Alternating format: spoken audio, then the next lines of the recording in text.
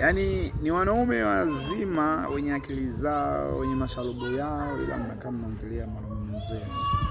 Tena mnaongea kwa mabaya. Yaani kwa unafiki. Kwani spidi anayotafuta yeye maisha, nyinyi inawahusu nini? Msimchafulie mtu jina kwa kuona kwamba mtu anapambana kwa riziki lake mwenyewe, mnamchafulia jina. Mara huyu mtu ni mwizi, mara huyu mtu ishakwenda kuvunja mlango mtu.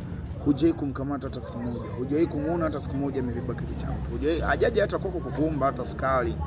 Hajaje hata kwako kukuambia kwamba leo nimelala njaa au leo nimeshinda njaa nisaidie hata 2000 au hata buku. Hajawahi. Ila tu linapotokea jambo unashindwa kutambua kwamba wewe ni mwanaume, utaki kuona mambo ya kike, unaanza kuzungumzia vitu ambavyo vieleweki. Bana. Nawaambia hasa nyinyi watoto wa kiume, punguzeni unafiki. Punguzeni umama. Nyinyi yani mmewashinda hadi wanawake. Yani umbea umebaki kuwa ni kwa nyinyi vijana. Mtu unamkuta ni kijana kabisa, ni anaonekana ni baba, unakuta na suta umbea, unakaa kwenye yani si bora ujulikane na umevaa dela sasa ni mwanamke kama wanawake wengine. Ukae na wanawake waanze kusuta. Wewe mwanaume unamshinda hadi mwanamke. Mwanamke anakuzidi maana nini? Matukio ni mwanamke anakuwa na subira. Bana. Sio maisha haya. Elimikeni na badilikeni sana.